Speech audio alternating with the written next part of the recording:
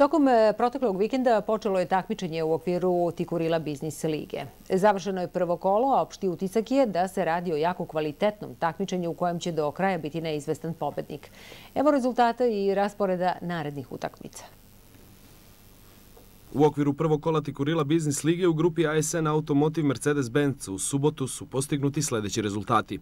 Toplana Šabac sektor za vanredne situacije 2:2, BMR Telekom Srbija 3:0, Veteran 87 AKS Ekspres 0:1, Gradska uprava Šabac Kazneno-popravni zavod 1:2, Prodanović Sud Šabac 0:1, Eliksir Grup Farmakom MB 0:0, Železara Smederevo Hemofarm 6:0, Osnovna škola Dositej Obradović Volujac, javno komunalno preduzeće Stari grad 7:3 i Zorka Keramika Trio Lux 0:1.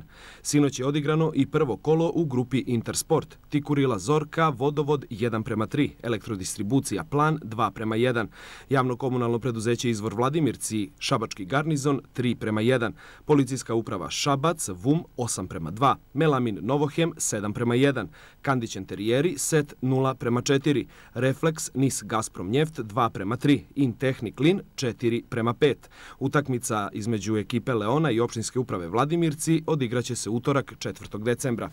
U narednom kolu u subotu 8. decembra na programu su utakmice grupe Intersport.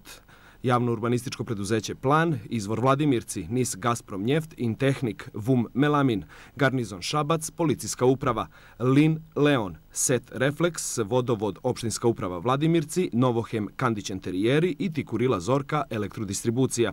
U nedelju 9. decembra u grupi ASN Automotive Mercedes-Benz igraju javno komunalno preduzeće Stari grad Zorka Keramika, Hemofarm osnovna škola Dositej Obradović Volujac, Farmakom MB Železara Smederevo, Sud Šabac Eliksir Grup, Toplana BMR, Telekom Srbija Veteran 87, sektor za vanredne situacije Trio Lux, AKS Ekspres Gradska uprava Šabac i Kazneno-popravni zavod Šabac Prodanović.